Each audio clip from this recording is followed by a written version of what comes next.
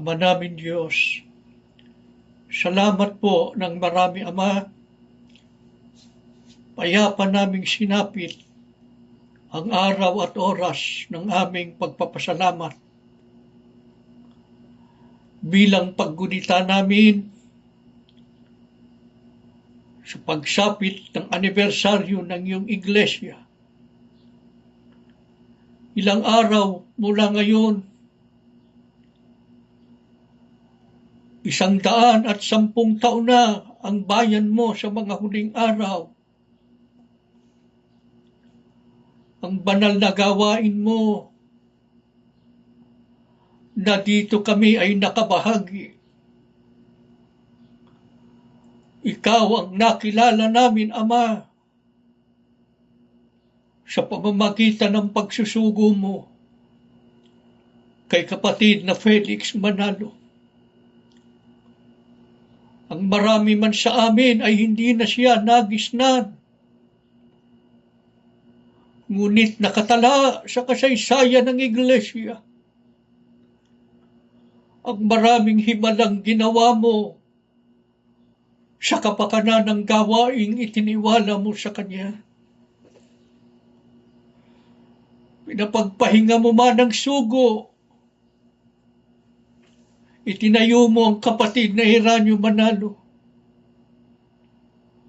na siyang nagis na naming namahala sa amin sa loob ng mahabang panahon, hanggang sa kanyang pagpanaw. Ilang taon na ang lumipas. Nahayag sa panahon ng kanyang pamamahala ang hindi mabilang na tagumpay sa iyong iglesia, hanggang sa ito'y nakarating sa kanyang kalwalhatian. Natatandaan namin kapag sumasapit ang kaarawan ng iyong iglesia, ang madalas sabihin ng kapatid na Eranio Manalo, ang mga anak mong tinawag mo sa gawaing ito, hindi kami ang magagaling. Kung narating man ng iglesia ang kanyang kalwalhatian, lahat ng ito'y gawa mo, Ama. Gawa ito ng iyong mapagpalang kamay bilang pagtupad mo sa iyong pangako. Dumating ang panahon ng mabigat na pagsubok sa iyong iglesia. Noong pumanaw ang kapatid na Eranio Manalo, nanindigan ang iyong mga anak sa panig mo. Nanindigan kami sa pagsunod sa iyo. Sinuong man namin ang maraming mga pagsubok at pag-uusig. Mapapait na karanasan ang aming pinagdaanan. Sa lahat ng iyon, aming Ama, ay naroon ka. Pinatunayan mo sa amin ang katotohanan ng iyong mga pangako. Ito ang dahilan bakit hanggang ngayon ay narito kami. Kung lilingunin namin ang mga nagdaang panahon, kung kami lang sa aming mga sarili ay hindi namin makakaya, baka wala na kami sa pagtitipong ito. Ngunit dahil sa nahayag ang iyong pagtulong at pag-alalay, nakayanan namin ang lahat. At narating namin ang sandaling ito. Lahat ng ito, Ama, dahil sa iyong pag-ibig at pagmamalasakit sa amin. Purihin ka, aming Ama. Sinasamba ka ng aming mga kaluluwa. Umaharap kaming magkakapatid sa iyo ngayon. Nagagalak ang aming mga puso. Kasama kami sa mga anak mo ngayon na nagpapasalamat. Tanggapin mo kaming lahat, aming Ama. Tanggapin mo ang aming mga pagpupuri at pagluwalhati. Panginoong Hesus, ipamagitan mo po kami sa Ama. Salamat, Panginoon. Salamat po sa lahat po ng mga pinagdaanan namin sa nakalipas na mga panahon. Hindi mo kami binitiwan. Inalalayan mo kami pinalakas. Pinangunahan mo kami sa paglalakbay. Salamat, hindi mo kami binibigo. Sa panahon ng aming pangangailangan na naroon ka, para lagi kaming ipamagitan sa Ama. Pakitanggapin mo kaming magkakapatid, Panginoon. Maawa ka po. Tanggapin mo ng aming pagpapasalamat. Sinasamba ka po ng aming mga puso. Ama, muli naming papaksain ang leksyong mahalaga para sa amin. Inihanay ng kapatid na Eranio Manalo noong sila'y nabubuhay pa. Minsan pa aming Ama, sasariwain namin ang mahalagang aral mo sa lalong ikatatatag namin sa paglilingkod sa iyo at kailanman ay wag nang mahiwalay sa iyo. Pakihanda mong lubos ang aming mga puso. Tanggapin naming buong pananampalataya at patuloy na makita mong siyang ibinubuhay po namin. Mamalagi kaming nakaugnay sa diwa at layunin ng pagsusugo mo sa mga huling araw. Inihiling po namin ang lahat sa pangalan po ng aming Panginoong Hesukristo. Amen.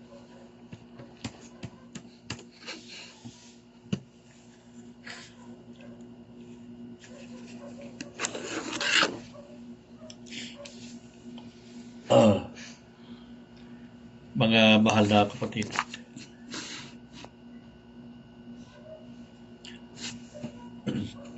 sa araw po ng Huwebes, Hulyo 27, 2024, ay sasapit ang ika-110 taong kaarawan ng pagbangon ng Iglesia ni Cristo sa Pilipinas.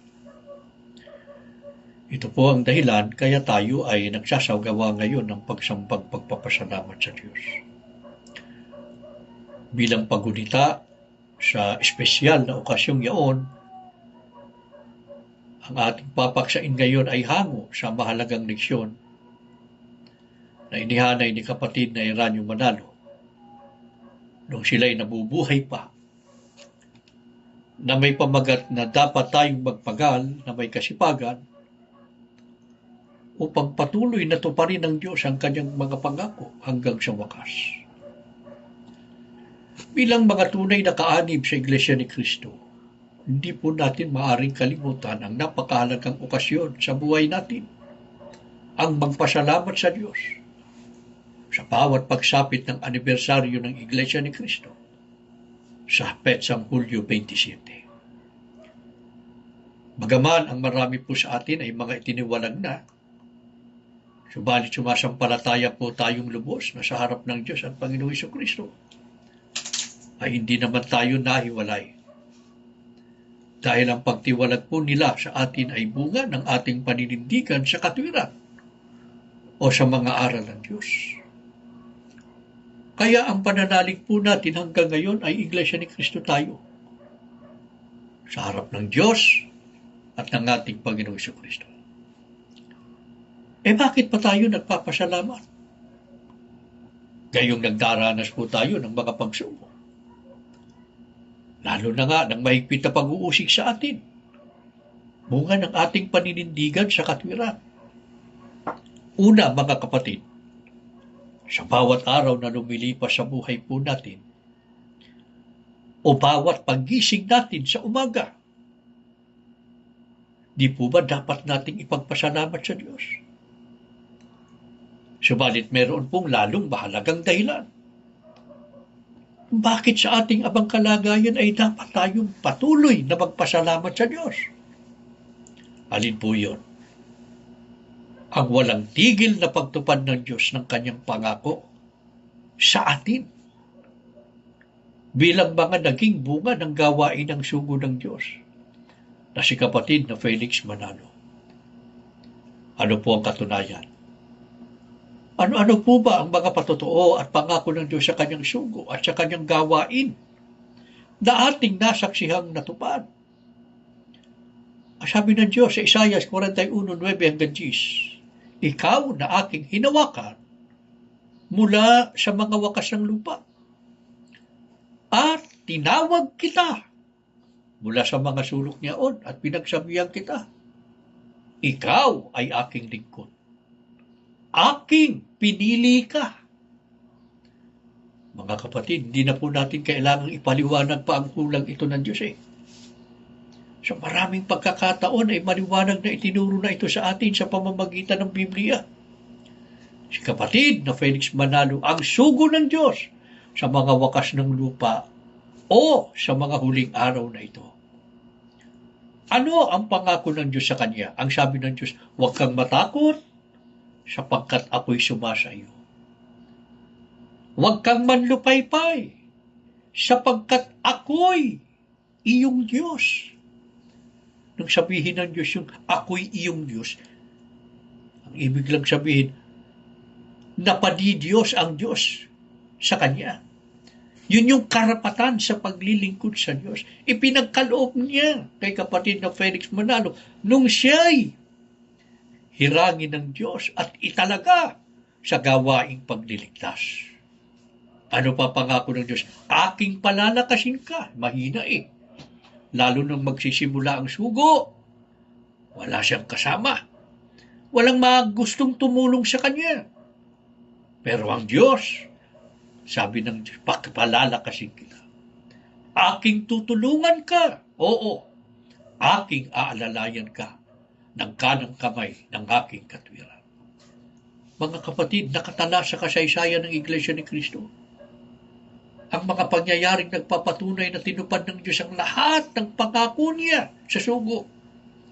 Mula sa pagsisimula ng pangangaral ni kapatid na Manalo hanggang sa kanyang pagpanaw.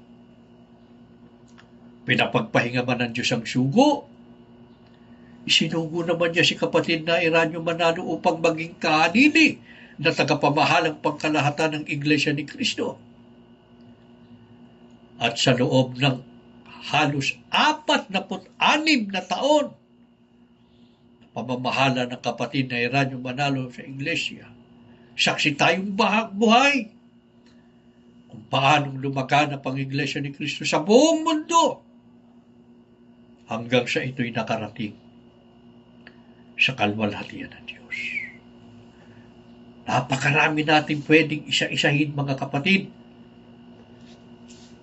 para patunayan na tinupad ng Diyos ang kanyang mga pangako sa Iglesia sa kabuuan ng gawaing pagliligtas na kanyang itiniwala sa kapatid na Manalo.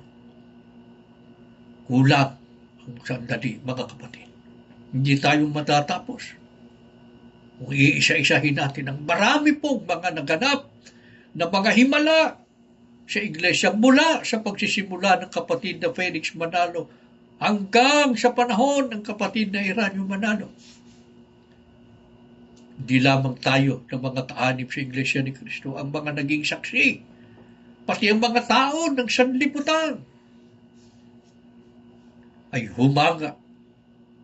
Nakita kasi nila kung gaano kadakila ang gawaing ginampanan ng Iglesia ni Cristo. Ang katyan ng katibayan, ang Diyos ang may hawak ng gawain ito. Dito tayo napabilang, mga kapatid. Dito tayo sa gawain ito nakabahagi. Ang pangako ba ng Diyos ay para lamang sa kanyang sugo? Sa kabuuan lang ba ng gawaing pagliligtas? Hindi. Maliwanag po ang pahayag ng Diyos nung hulaan niya ang pagsusugo kay kapatid na Felix Manalo. Sa Isaiah 43:5 hanggang 6, ang sabi ng Diyos, huwag kang matakot sapagkat ako'y sumasa iyo. Aking dadalhin ang iyong lahi mula sa silangan. Napansin ba ninyo ang pahayag ng Diyos? Merong kasama ang sugo. Italaga din ang gawaing pagliligtas kay kapatid na Felix Manalo. Ang sabi ng Diyos, huwag kang matakot sapagkat ako'y sumasa iyo. Pero may kasama siya. Sino ang kasamang pinangakuan ng Diyos ng pakikisama at pag-alalay? Ang sabi ng Diyos, huwag kang matakot sapagkat ako'y sumasa iyo.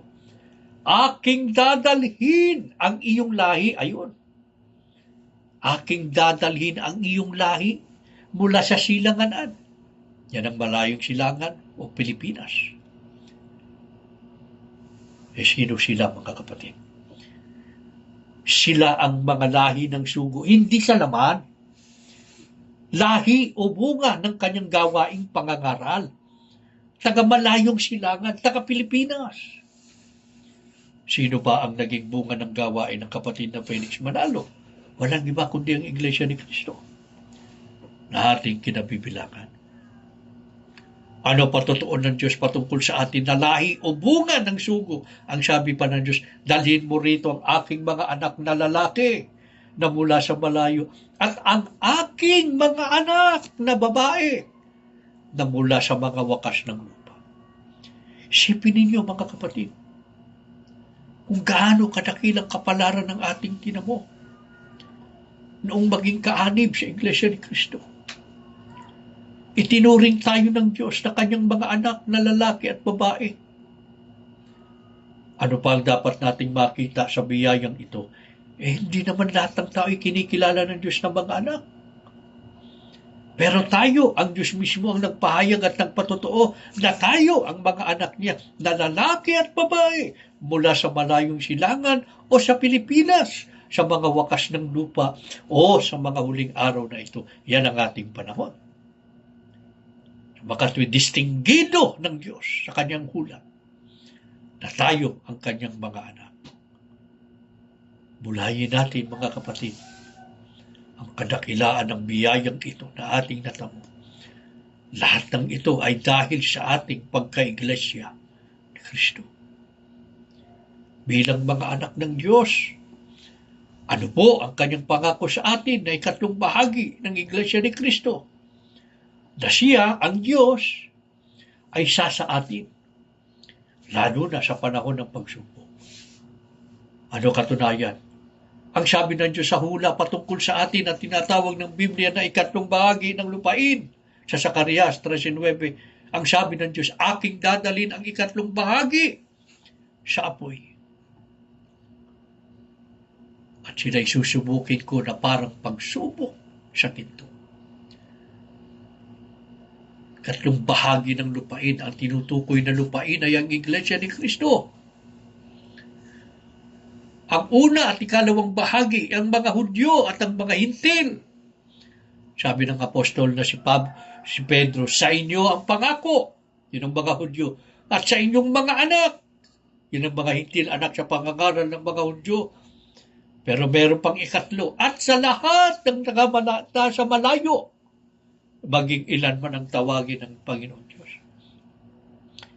Nakamalayong silangan, malayong dako at malayong panahon, malayo sa dako ng mga Hudyo at mga Hintil, malayo rin sa panahon ng mga Hudyo at mga Hintil. Yung ikatlong bahagi, sapagkat malayong silangan, Far East, at ang panahon ay mga wakas ng lupa. Panahong malapit na ang wakas, tinatawag ding mga huling araw na ito. Yan ang ating panahon. Tayo ang tinutukoy dito ng Diyos. Ang sabi ng Diyos, aking dadalhin ang ikatlong bahagi sa apoy. Hindi para sunugin. Hindi para parusahan. Sila'y susubukin ko na parang pagsubok sa ginto. Pagsubok.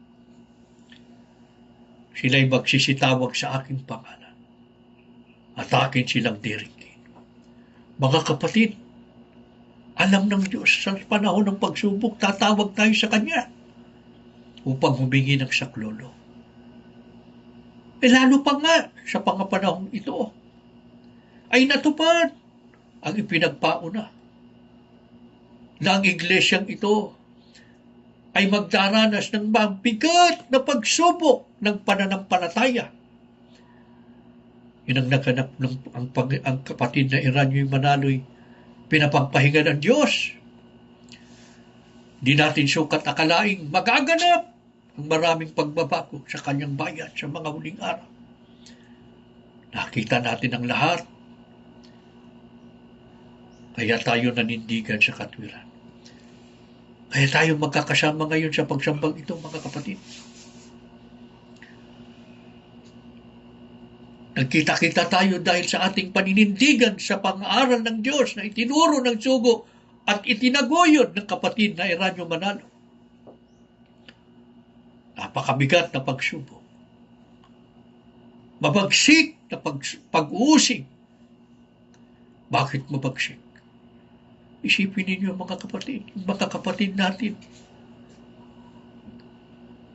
Sila ang umusig sa atin. Itinuring tayong mga kaaway. Ang marami sa kanila yung mga kapatid, ang mga kamag-anak pa natin, mga mahal natin sa buhay. Hanggang ngayon, hindi tayo kinikibo, hindi tayo hinaharap. Ayaw tayong kilalanin. Alam ng Diyos, napakabigat ng pagsubok na ating pagdaraanan. Kaya gumawa siya ng testimonya na nakaukol sa atin ng mga kaanib, mga tunay na kaanib sa Iglesia ni Cristo sa mga huling araw, ang ikatlong bahagi ng Iglesia ni Cristo. Ang sabi mismo ng Diyos, sila'y magsisitawag sa aking pangalan at akin silang diringgin. Sampalatayanan sana natin ito, mga kapatid. Saan man kayo naroon? Ano ang inyong kalagayan? Anong pagsubok ang binabakan ninyo? May mga kapatid pa tayo hanggang ngayon, nasa bilangguan. Gaano kahigpit ang pag-uusig na sinasagupa hanggang ngayon? Mga kapatid natin hanggang ngayon ay inuusig, nagtatago.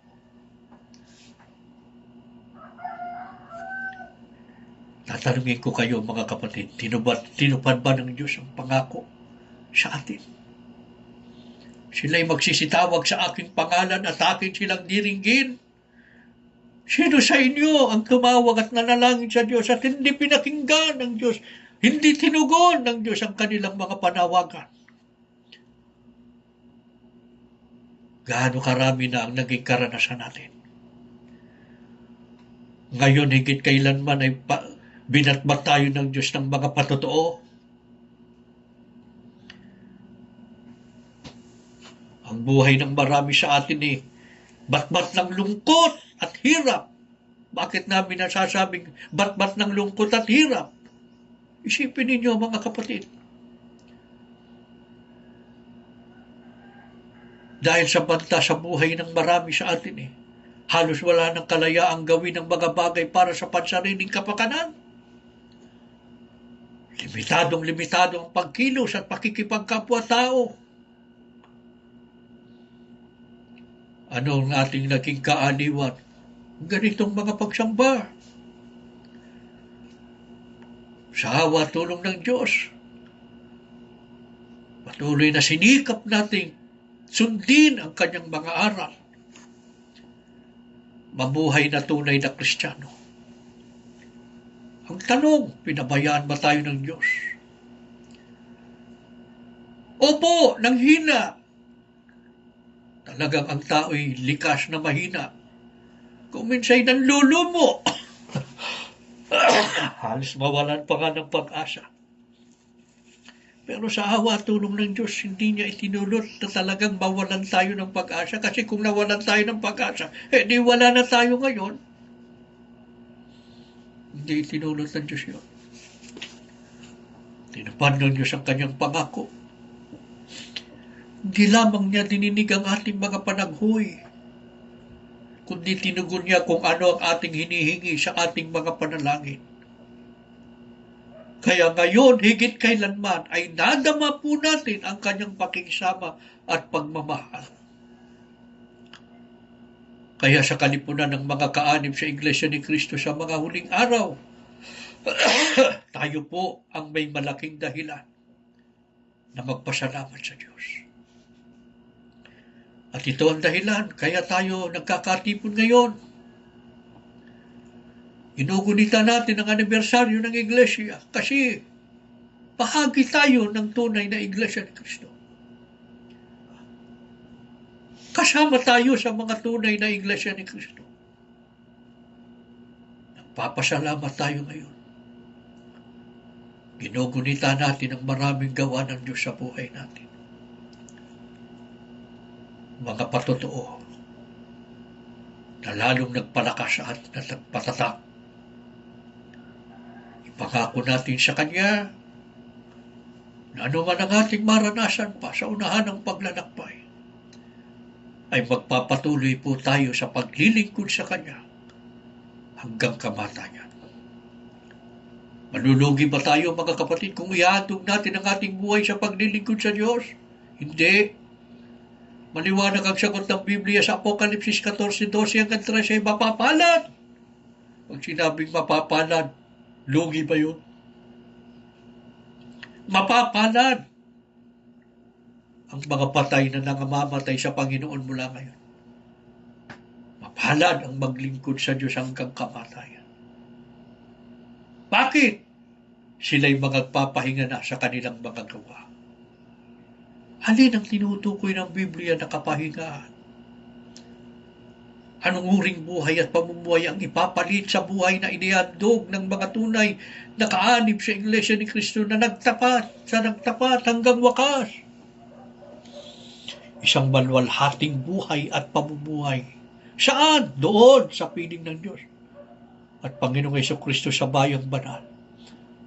Sapagkat ang sabi ng Biblia sa Apokalipsis 7:13 hanggang 17, sila'y nasa harapan ng luklukan ng Diyos at nangaglilingkod sa Kanya araw at gabi sa Kanyang templo. Ang kordero na nasa gitna ng luklukan ay siyang magiging pastor nila. Bakit malwalhating buhay? Sapagkat doon ay wala ng kamatayan. Bakit? Ang sabi, sila'y papatnugutan sa mga bukal ng tubig ng buhay. Wala ng kamatayan doon, mga kapatid. Bakit malwalhating pamumuhay? Sapagkat ang sabi ng Biblia, sila'y hindi na magugutom pa, di mauuhaw pa man. Hindi na sila tatamaan ng araw o ng anumang init. At papahirin ng Diyos ang bawat luha ng kanilang mga mata. Kaya doon sa bayang banal, mga kapatid, naroon ang ating tunay na kapahingaan. Sapagkat doon, ay hindi ka na kailangang magtrabaho para makakain at makainom. Hindi ka na masasaktan doon. Hindi ka na magkakasakit. Wala nang pag-uusig. Wala nang kaapihan at mga kapigatian. Lahat po ng dahilan ng pagluha ay wawakasan na ng Diyos. Kaya isang malwalhating pamumuhay. Pero sino po ang mapalad na magtatamasa ng biyayang ito? Ang mga kaanib sa Iglesia ni Kristo na naging matyaga sa pagsunod sa Diyos sa harap ng mga pag-uusig at mga kapigatian at naglingkod sa Kanya hanggang wakas o hanggang kamatayan. Lahat ng ito, mga kapatid, ay kayang-kaya nating magawa. Sapagkat patuloy na tutuparin ng Diyos ang Kanyang pangako. Ang sabi ng Diyos, sila'y magsisitawag sa aking pangalan at aking silang diringgin. Aking sasabihin siya'y bayan ko at kanilang sasabihin ng Panginoon ay aking Diyos. Kaya sa panahong ito ng maraming kagunuhan at kapigatian, mga kapatid, sino ang dapat nating ituring na tunay na kayamanan? Walang iba kundi ang Diyos na dakila at makapangyarihan sa lahat. Sabi sa Job 22:25, ang Diyos na makapangyarihan ang ituring mong yaman na siyang ginto't pilak na iyong pahahalagaan. Ano po ibig sabihin ng Diyos ang ituring nating tunay na kayamanan? Sa Job 22:26 hanggang 28, ang sabi ng Biblia, sa makapangyarihang Diyos ka palaging magtiwala at ang may kapal ang pagkukunan mo ng tuwa. Sa makatwid, kapag ang Diyos ang ating kayamanan, ibig sabihin ay ang Diyos ang pinakamahalaga sa ating buhay. Kasi yung kayamanan, mga kapatid, yun, di ba yun ang mahalaga sa buhay ng tao? Mga tao ng sanlibutan ay nagpapatayan dahil sa kayamanan. Pero ang ating kayamanan, hindi yung literal na kayamanan na pinaahalaga ng tao. Ang tunay na kayamanan ng mga tunay na kaanib sa Iglesia ni Kristo ay ang Diyos. Ano man ang ating maranasan, mahirapan man tayo at masaktan, hindi tayo hindi tayo bibitiw o kakala sa Diyos. Sa Kanya tayo ay mahigpit na mangungunyapit. Ano man ang ating masagupa. Ano po ang biyayang ibubunga? Ang sabi, papakinggan niya ang iyong panalangin. Lagi kang magtatagumpay. Lagi kang magtatagumpay. Sa iyong mga balak at ang landas mo ay magliliwanag. Tanggapin nawa ng mga magulang na naririto ang biyayang ito ngayon sa pagtitipong ito sa ating pagpapasalamat sa Diyos. Pakinggan ang hawa ng Diyos ang inyong mga panalangin. Baunin sana ng mga anak ang basbas ng Diyos sa inyong mga pagsisikap at pagpapagal. Lagi nawa kayong magtagumpay sa inyong mga balak at mga panukala sa buhay. At naway ang landas ninyo ay laging magliwanag. Ano po ang dapat nating ipangako sa Diyos ngayon? Sa ating pagpapasalamat. Sabihin natin ngayon sa harap ng Diyos na may pagsumpa. Magpapasalamat ako sa inyo ng buong puso. Aawit ako ng mga papuri sa inyo. Luluhod ako at magpupuri sa inyo. Dahil sa inyong pag-ibig at katapatan. Ipangako natin mga kapatid na lubos nating pagtatalagahan ng paglilingkod sa Kanya. Lalo na ang mga pagsamba at patuloy na susundin ang Kanyang mga kautusan. Ano man ang mangyari sa mundong ito. Mangyari na ang mangyari. Matupad na ang dapat matupad. Ipangako natin sa Diyos, hindi tayo titigil sa paglilingkod sa Kanya. Nakahanda ba kayong mangako sa Diyos, mga kapatid? Na anuman ang inyong masagupa sa buhay na ito, hindi kayo uurong o tatalikod na sa harap ng mga pagsubok na ating pagbabakahin ay magpapatuloy kayo sa paglilingkod sa Kanya hanggang kamatayan. Binibigay namin sa inyo ang maikling pagkakataon para mangako kayo sa Diyos. Kayo mismo ang magpahayag sa harapan niya na ating sinasampalatayanan ngayon ay narito siya sa ating pagtitipon. Kanina pa, minamasdan niya ang bawat isa sa atin. Sino-sino kayang lalapit sa Kanya? Naghihintay ang Diyos. Nananabik siya para tayo ay yakapin at lingapin sa pagsambang ito. Pangako muna ninyo sa Ama na kailanman ay hindi tayo bibitiw sa paglilingkod sa Kanya. Pagkatapos ay hilingin na natin ang ating pangangailangan. Mas masanawa tayo ng Ama sa ating pagdulog sa Kanya. Maawa sana ang Ama sa bawat pamilya. Mga pamilyang sa kabila ng maigpit na pag-uusig ay nagsisikap na magpatuloy. Sa kabila ng mga kahirapan sa buhay ay hindi tumitigil sa mga pagsamba. Buong tiyaga, buong pagtitiis, nananalangin sa Ama. Hinihintay ang sagot niya. Hinihintay ang Kanyang pagliligtas. Halina kayo mga kapatid, tumayo kayo at tayo mananalangin. Maraming salamat, Ama.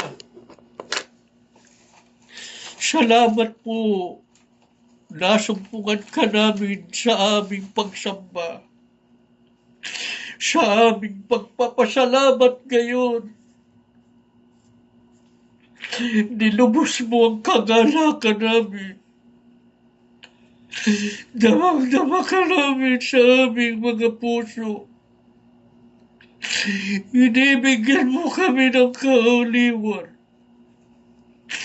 Pinalalakas mo kami. Pinagagaan mo ang aming mga kalooban. Salamat po, Ama. Nakarating kami sa pagpapasalamat namin ngayon. Kung hindi dahil sa tulong mo, maaaring wala na kami ngayon.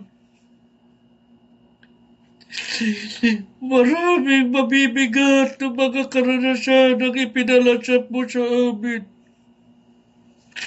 Pero lahat ng yun ay hindi nakasama sa amin. Lahat ng yun ay para sa aming ikabubuti. Ang katunayan, narito kami. Nagpapatuloy kami sa pagpupuri sa iyo. At sa pagtitipong ito'y nagpapasalamat kami. Dahil ginugunita namin, tinupad mo ang mga pangako mo sa amin. Bilang mga individual na kaanib sa iyong iglesia. Bilang mga naging bunga ng gawain ng sugo sa mga huling araw. Tinupad mo sa amin ang iyong pangako. Sa aming sambayan, di mo kami pinabayaan. Inalalayan mo kami araw-araw, pinalalakas mo kami pagkalangina. Binibigyan mo kami ng inspirasyon pagka kami nalulungkot.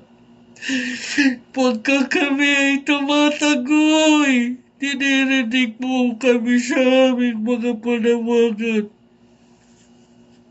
Kay buti mo sa amin, Ama. Kasi kami uurong kailangan. Yan ang aming pangako sa iyo. Hindi kami tatalikod. Kahit kami mahirapan at masaktan. Kahit gumapang kami sa paglalakbay, magpapatuloy kami. Masaya kami magtitiis.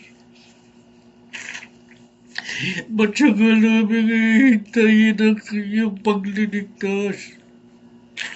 Panginoong Hesus, ipamagitan mo kami sa Ama. Salamat, Panginoon. Narito ka sa may pagtitipong ito. Salamat, Panginoon, sa panibagong pag-asa. Maawa ka po, Panginoon, pagka tinutupad namin ang aming pangako. Maawa ka, Panginoon, alalayan mo kaming patuloy. Huwag mo kaming bibitiwan. Hawakan mo kaming mahigpit. Kung kinakailangan sa mga pagkakataong kailangan mo kaming kalugin, buhatin mo na kami para walang sino man ang maiwan sa daan ng paglalakbay. Kundi lahat kami ay matagumpay na makasapit sa iyong kaharian. Manahin namin ang kalwalhatiang iyong ipinangako. Ama, salamat po ng marami sa iyo. Sa bawat pagsamba namin, ay lagi mo kaming binibigyan ng kaaliwan. Hindi namin nalilimot ang mga kapatid naming patuloy na nagdaranas ng pag-uusig,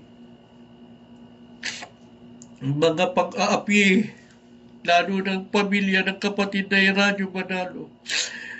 Patuloy mo silang ingatan at iligtas sa lahat ng uri ng kasamaan at mga kapahamakan. Patuloy mong ipagkaloob ang kanilang pangangailangan.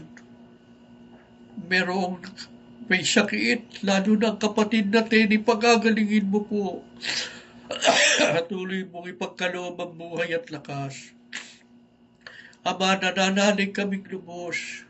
Narinig mo po ang aming mga panalangin. Binasbasan mong muli ang iyong mga anak. Matadako pa roon ang aming paglalakbay. Bahala ka na po sa iyong mga anak. Nananalig kaming lubos, hindi mo kami pamamayaan. Hinihiling po namin ang lahat ng ito sa pangalan po ng aming Panginoong Hesukristo. Amen.